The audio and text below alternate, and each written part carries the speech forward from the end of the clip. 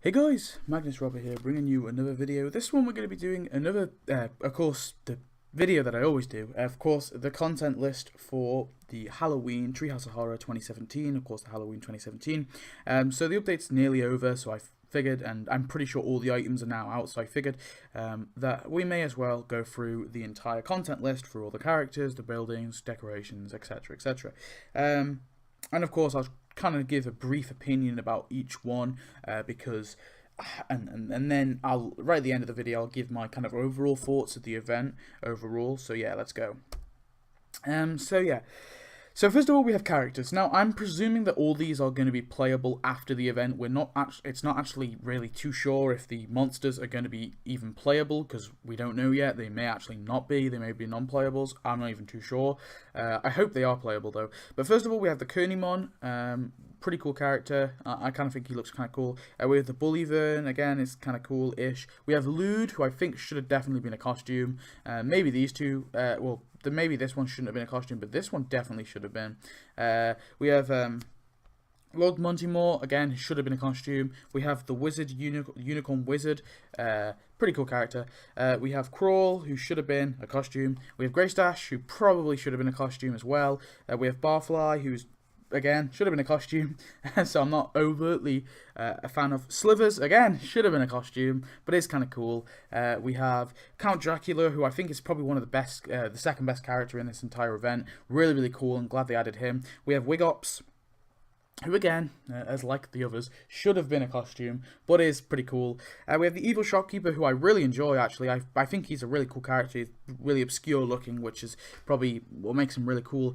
We have the Great Raymondo, who I think was an okay character, actually. I kind of liked him. We have Angelica Button, who again was kind of a coolish character. And the Burns Dragon, who I actually really like as well. I don't think the Burns Dragon should have been a costume. I think it's a bit obscure to be a costume, but the others really should have been. You know, it's kind of annoying that they're now what I presume are going to be walking around of town like a big version of Barney, a fat version of Carl and Lenny. It's just a bit weird to me, but whatever. They're the characters. Anyway, also we have some NPCs. Now these NPCs aren't released yet. These will be released after the event, probably on the takedown, I presume. It is possible that they may be unreleased, because it has happened before in Halloween where we've had some NPCs that should have been released which weren't. But of course, this is the Dolph Troll and the Jimbo Troll. These will be NPCs. These will be non-playable. I presume. I guess they could have tasks. We're not too sure yet, but yeah, they're there. They should be released after the event's over. And then we have costumes. So I'm kind of glad that they didn't really use too many costumes this event. I think that personally costumes just are boring now. Like I much prefer characters, and I do agree that some of these should have been costumes, but still I'm kind of also a bit glad that we didn't get as many costumes. But we of course got the Wizard Lisa and Wizard Blah, which were both free, but they're pretty bland costumes, so I'm happy enough they're free because they're not exactly extremely interesting. We have the squeaky voiced peasant, which of course cost real life money, so and it's not even worth it. So this is probably the worst costume I've ever had. Like this is the worst costume like thus far for me. And then we have Sorcerer Frink, which I think is actually a really cool costume, but it wasn't used that much in the episode, which is really like, I didn't even remember seeing the one for the Squeaky Voice team, but this one was like seen once, so it's really bad that we got this as an entire costume. Moving on, we have, of course, buildings. So overall, the costumes, I'm not really too fussed on, but buildings, we have the Charmers Market, which I think is actually kind of, I like these kind of corner buildings that you can get, which fit nicely into a corner. I do like them, which are already kind of pre-built, so you don't really have to do much effort on building. The Magic Academy, which of course comes with all the walls and stuff, so it's really cool to build. We have the Magic Tower, which I think looks pretty cool. The Yield Magic Shop, which was a Act 2 prize, very cool. We have the Elf Hotel, which was 50 donuts, that was kind of cool. We have the Walking Quickie Mart and the Department of Magical Vehicles. Both of these were, of course, 55 donuts. Magic Palace here, which was 65 donuts. The Black Magic Hall, which was 70 donuts. The Mess Hall and the Fantastical Beastrium or whatever, They were both 75. The Great Raimondo's home, and that's the Great Raimondo's home, and of course the Magic Academy Library. A lot of premium buildings. I got to say that is quite a lot of premium buildings. Is that normal? It doesn't feel normal. But anyway, yeah, they're all the buildings. Most of them, none of the buildings were exceptionally that good. I think probably my favorite building out of all of them is probably the Magic Palace, then the Great Raimondo's house. I really do like the design of the Great Raimondo's house. All the other buildings I think are just bad. Not bad, but just not interesting. Then of course we have a building skin, and we had only one, and this was Lord Monty-Mort's lair. Really cool skin. I'm glad that we got this. I do like it when we get a skin for a building, especially something like the cooling towers. But the cooling towers we got quite a few for now, so it would be kind of cool if we could get some unusual ones. But anyway, we have some decorations. So we have the Kernimon's Alley, we have the Bully Vern's Cave, we have the Magic Academy Ruins, we have the Lude's Bar, we have the Royal Mypod, the Fairy Fields, we have the Music Automaton, Crawls Bar, we have the, wait, is this Crawls Bar? Yeah, this is Crossbar. We have the Suffer Clock of Sandy Doom. We have the Giant Crystal Ball. We have Barfly's Bar. We have the Skinner Box Kite. The Skull Flag.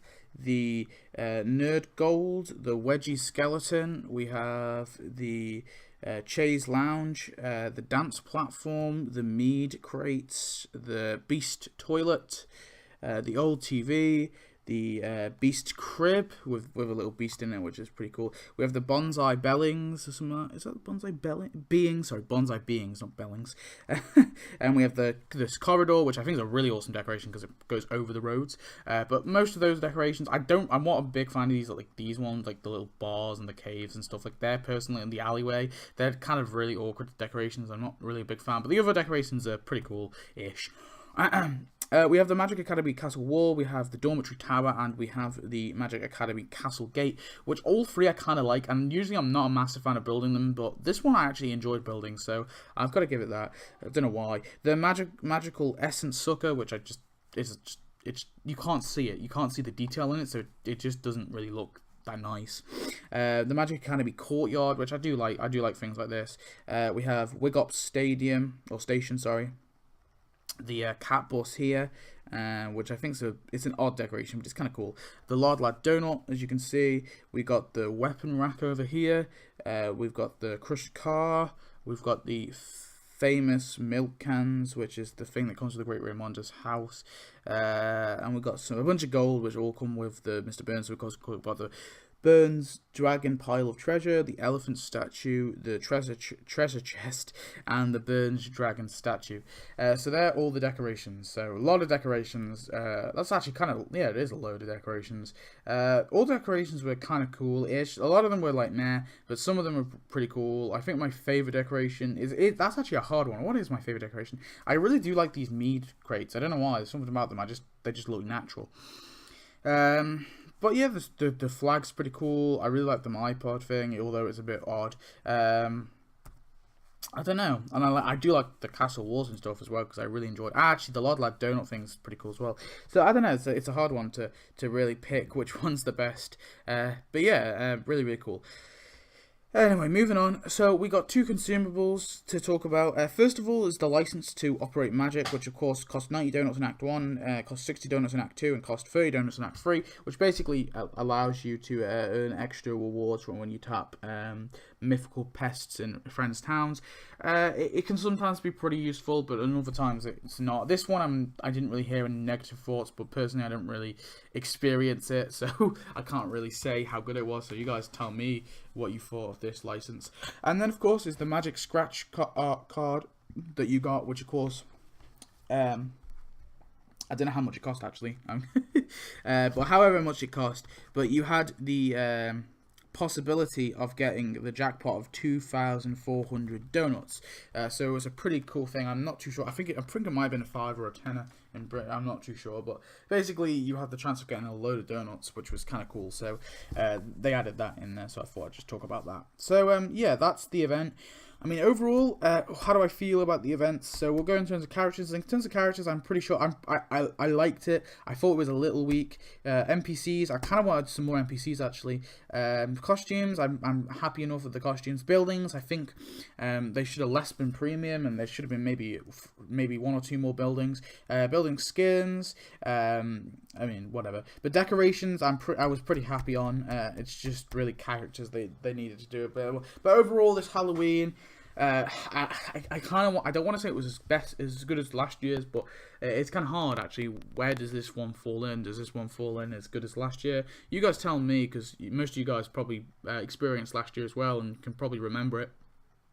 It's a bit of a tough one, really, because the magic theme, would have been really cool. I don't mind the magic. A lot of people are put off at the fact that they could have possibly taken this magic theme and they could have done it as a separate event. I disagree. I think it's perfect as a Halloween. It makes perfect sense because you dress up as wizards, you dress up as that kind of thing. I don't mind them taking a theme and running with it for a Halloween. I actually probably prefer that instead of just clumping a bunch of shit together and hoping it works with a bunch of Halloween stuff. Because they've really, and it is actually the fault of 2012 and 2013 and 2014, the reason why our Halloweens have to be a certain way now, because they added so much stuff, like all the cool stuff, all the best stuff, all the stuff we want, like the Krusty Doll and Kang and Kodos and all that. So they've already given us all this kind of stuff, and they've just given us like odd Rigelian stuff, like a Rigelian hut and a Rigelian thing, like a bunch of Rigelian stuff, but they haven't given us all the Rigelian stuff. So it would be kind of cool if we had a Rigelian event. But now that we've got some of the stuff, it doesn't feel like we can have it as solid as an event, because they've taken some Rigelian stuff. Because that would have been a perfect event if they did like a whole alien theme or a Rigelian theme. That would have been a really good idea. But because they've added like odd bits and bobs from the Rigelian themed episodes, that we can't have that anymore, and it's really annoying because that would have been a really solid event. So I'm really happy with the magic event so far. I think it was a pretty solid event. I don't think it was amazing, but I don't think it was crap. So that's my thoughts. So anyway, you tell me your thoughts, guys. Tell me what you thought of the event, and yeah, I'll see you next video. Thanks for watching. Goodbye.